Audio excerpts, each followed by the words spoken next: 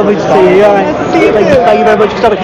So I'm going to do some definitions with you to start off with, and then we're going to do some music questions. So, how do you define success as a person and a performer, and are they two different things? Oh my God, straight with the tough questions. How do I define success? I mean, I guess feeling complete in a way. Like, for me, I don't have goals. I just want to see how far I can get. So anything that I do is a success in itself. Yeah. Just making it to WWE is a success. I know that people do set goals, and once they hit them, that's success for them. I guess just like being satisfied and knowing that you worked as hard as you could to get as far as you could, and just knowing that you tried everything that you could to get there. Absolutely, yeah. And in terms of legacy, because obviously you've done NXT UK, you're in Judgment Day, you've won championships. What about legacy? What does that mean to you? Oh man, just having people remember who the hell I am. Making history is something that I love to do. So having my name in the history books is super cool, and I'm very, very grateful for that.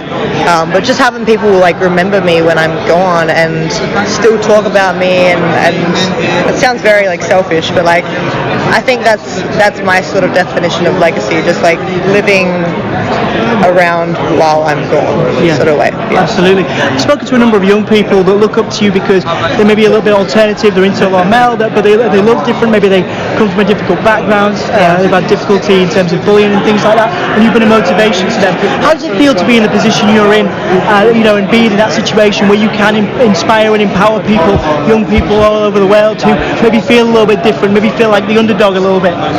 It's very heartwarming. I get a lot of messages saying that I've helped people with confidence issues and just like coming out and being themselves, and I think that's so special because my whole like life I got picked on for being different in a way, and I still get picked on for being different now. I just ignore the haters pretty much, but like my whole message that I want to portray is that you should feel comfortable in your skin. If you're happy with yourself, screw what anyone else thinks. They're not the boss of you, they're not in charge of you, they don't control your life, you control your life.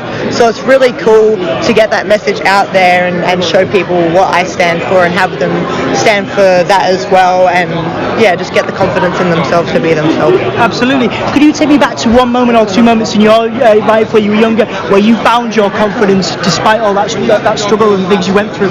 Yeah, I think one of the major times is the year between the first Mae Young and the second Mae Young.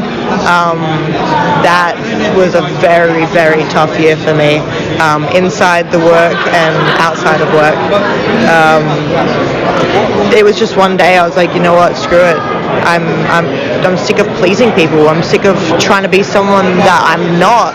I'm gonna be myself. So like that's when I cut my hair and I changed my gear and I just rocked up to picture day for the second Mae Young, and I was like, this is me now. Like if it doesn't work, it's my ass on the line. Whatever, I don't care. But I'm gonna go out the way that I want to go out then. So that was the biggest like changing factor in my life. Absolutely. Thank you for sharing that with me. A couple of music questions now.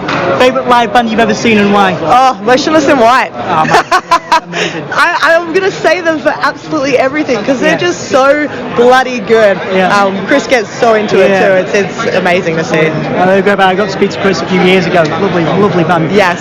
Okay, favourite motivational tune when you're feeling a bit down, when you're feeling, when you're a bit anxious? Oh, that's a tough one.